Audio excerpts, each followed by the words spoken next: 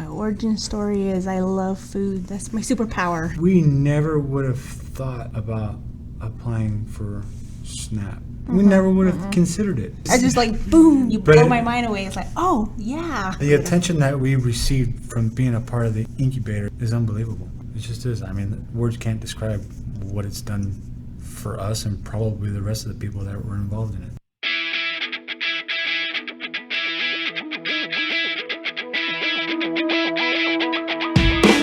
Hey everybody, welcome back to the Vitalyst Spark. I'm your host, John Ford. Thanks for joining us as we peel back the layers of a new effort here in Arizona that we call the Well Arizona Incubator. Vitalyst has spent 2+ years so far talking about the elements of a healthy community and 4 goals for change, as well as curating resources at livewellaz.org. In 2018, we collaborated with the Arizona Partnership for Healthy Communities to establish the Well Arizona Incubator to take things to a new level, specifically to help facilitate creation of more place-based, cross-sector collaborations focused on community health and well-being. In a nutshell, the idea was to identify early-stage, cross-sector community health projects and provide technical assistance over time, using a series of full cohort face-to-face meetings, but also by providing a facilitator/coach/consultant for about 10 months to help each project develop its new collaboratives, and also to produce a solid strategy and work plan going forward. So how's it going so far? That's what this second of 4 Vitalyst Spark podcast episodes will explore as we hit the halfway mark for the first incubator cohort. Today, we're tackling the experience and progress of coffee pot farms on the Navajo Nation. So get ready, because we're about to reflect on and delve into what makes the incubator tick and discover what it takes to make policy, practice, and systems change in order to improve community health and well-being. And like always, it'll all happen in about the space of your daily commute. So let's get to it. Listen in as we sit down with Cherilyn, Yazzie and Michael Hester, the husband and wife team representing Coffee Pot Farms. It's time to learn about Coffee Pot's growth and the incubator's impact.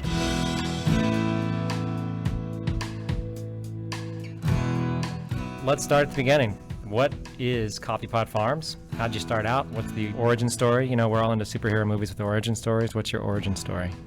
My origin story is I love food. That's my superpower. I've been in public health, and I was a program manager with Navajo County and doing nutrition service programs, prevention programs for kindergarten to 8th grade students.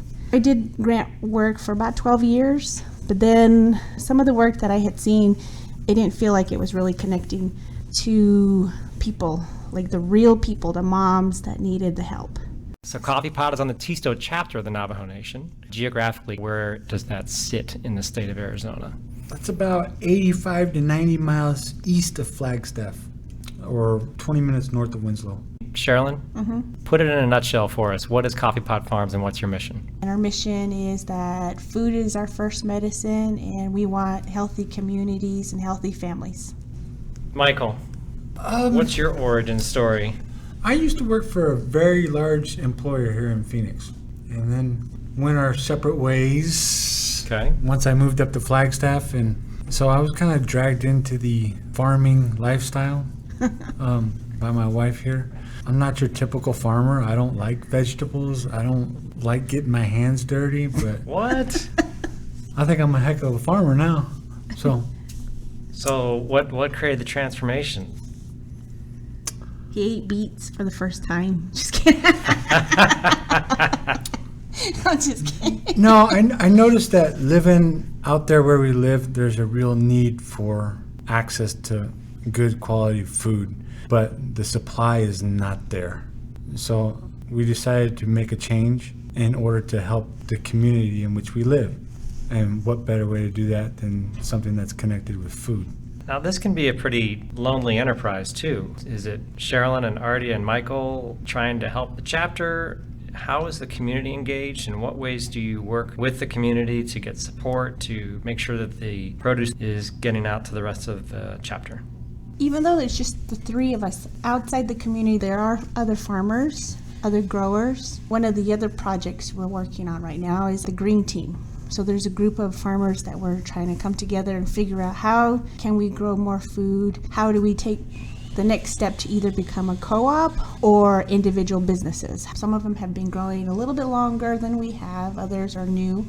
But the idea is, how can we work together? And the goal is to help each other grow food. So either looking for additional funding, maybe helping each other build hoop houses, or building more lasagna beds, or fence work, or however, we all need help.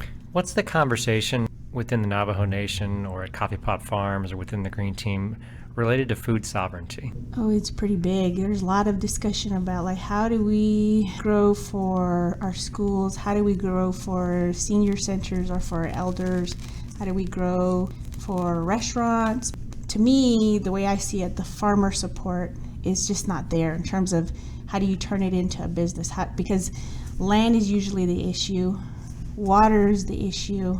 So if you don't have that, it's really hard to grow. So some of us, again, we have just these small areas that we can grow near home, so we kind of just use that. But I know you would have to do a lot of bio-intensive type of gardening just to produce a lot of food. So that's kind of what we're working with right now. Michael, what's the business side of this? What's the future of it? Or Yes. What's the current state of it? Well, both. The current state of it is, with any business, it's very difficult to get it going and to make it profitable on the reservation, because there's a lot of regulations that are handed down from the Navajo Nation government, which restricts businesses. The future, what we plan to do is to bring food sovereignty to the forefront and let people know that this is a must need. Food sovereignty has to happen in order for people to be healthier, and it also will provide income as far as businesses. So what we're planning to do is to grow this business, but also feed families that normally would not have the option to purchase foods like this.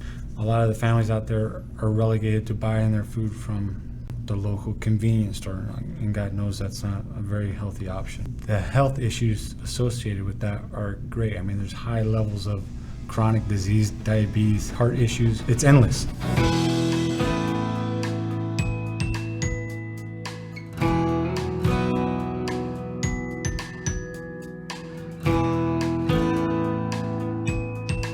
Cherilyn, talk a little bit about what you've been doing so far with the incubator and your coach. Our coach, Adrienne Yodarby, has worked with us to look at logos. We kind of worked with her on how do we create a logo that people will recognize us and say, ooh, that's where I want to go. Which, by the way, it looks great. Yeah, we're really happy with it. The other thing we're working on is showing her what our business plan is and helping her to work with us and say, okay, this is how you do something, how you would write it, how you would expand it. And then the other thing we're working with her is on how do we go after additional funding. So for example, with the Green Team, if we decide to go a co-op route, how can we apply for funding to try to get us possibly like a mobile van or a mobile truck? Before you became involved in the incubator, would you say that your plan and your goals were not ambitious enough, too ambitious, or just right?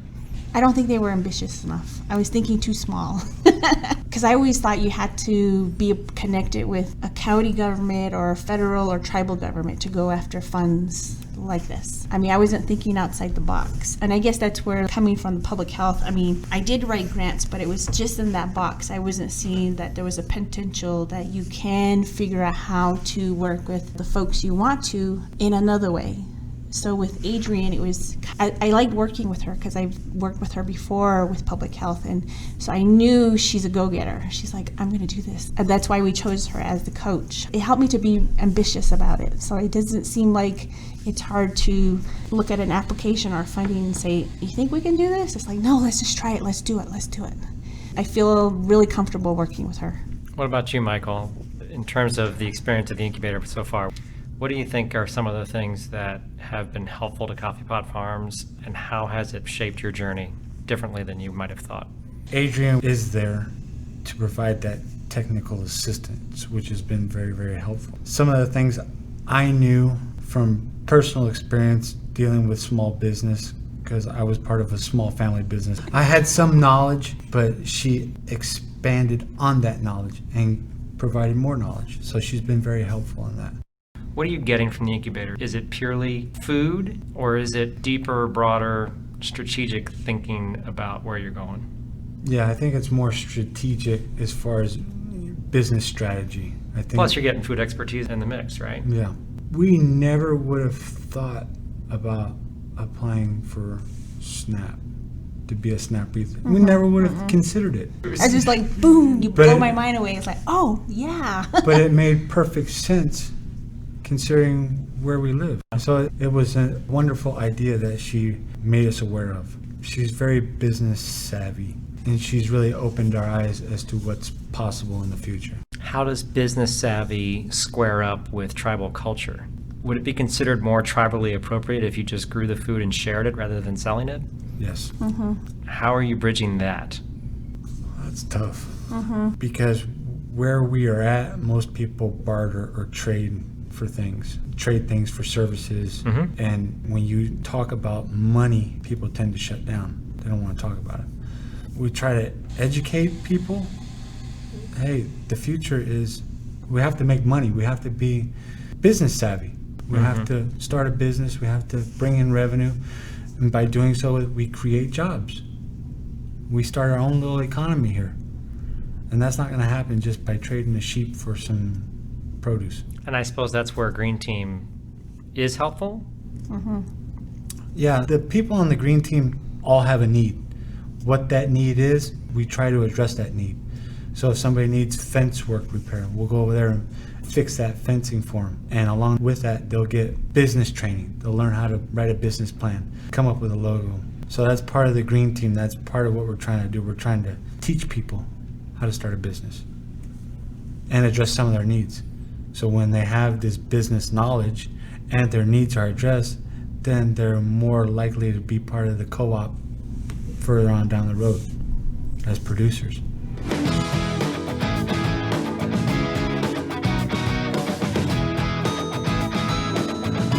Is getting SNAP authorization the biggest thing that's happened to you since the incubator?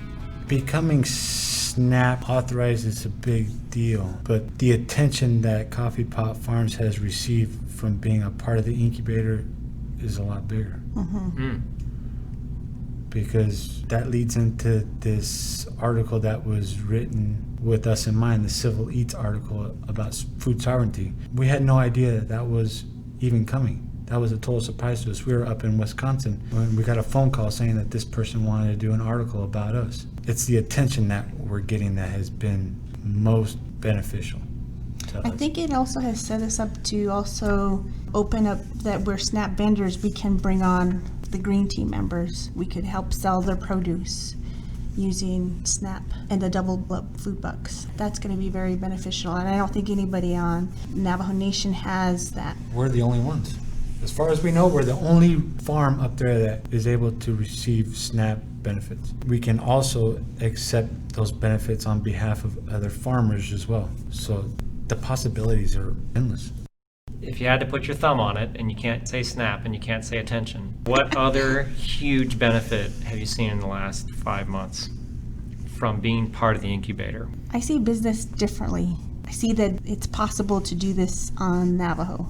So that's been very helpful. Before I kind of was like, this is hard. And I guess the way I was thinking about it is working with the tribe. But there's many barriers there in working with the tribe. So I felt like I went around it. I think we're more organized as a business. I really do. Before we were a little bit scatterbrained and we're shooting off in all these directions, and now we're focused on one thing. Pulling out your crystal ball over the next 5 months of incubator engagement with Adrian, what do you see and what do you want and what do you hope for over the next 5 months? What I want to do is to figure out how do we apply for a mobile food truck that would have your refrigerator, your wash stations. The idea behind that is that we have our Green Team. We can go to their sites and help them pick produce when it's ready, clean it there, and then store it, and then be able to take it to the different farmers market in the summer. Michael, what about you? What do you want to see? He's gonna grow 7,000 starts. Just kidding. 7,000? She just threw the gauntlet down. She tends to do that. I don't know if this is 5 months down the road, but eventually I want to get away from going out and finding sources of funding. I don't want to be beholden to grant writers. I want to go out and I want to be able to make a living and do what I want to do, and have the business be successful. So you want a path to sustainability in the next 5 months? Yeah. At least a plan, right? Is that too much to ask? I don't know. Let's call Adrian. But I just want to continue making progress. I don't want to stay static. I want to continue progressing and building the farm, teaching other people how to do the same thing. That's what I want. 3 years from now, 5 years from now, you pick, or both. What does Coffee Pot Farms look like? And what does the Green Team look like? And what does food sovereignty look like on the Navajo Nation? 5 years down the road, I want the next people who come into this incubator to see us as a success story of what the incubator can do. I want them to say, look at those guys over there. Look at what they did. With the limited amount of resources they had, look at what they were able to accomplish. Cherilyn, 3, 5 years, Coffee Pot, Green Team, food sovereignty. With the Green Team, I would like us to have come up with a game plan of how to be a co-op. How do we work together? And I want to be able to see that we provide local food and we're helping our communities and we're teaching people how to grow. For Coffee Pot Farms, I see us growing a lot of food. We're growing in our cornfield, the one that Michael talked about, the 45 acres. We figured out a way to plant more food in that spot. And that was my paternal grandpa. He fenced it off, and I want to figure out how do we get water to that site and how do we work on the soil there so that way it's continuing to grow. So out of that, we're growing our food. So that's what I want to see in the 5 years. Well, the work you're doing deserves to be known. Yeah, the attention that we received from being a part of the incubator is unbelievable. It just is. I mean, words can't describe what it's done for us and probably the rest of the people that were involved in it.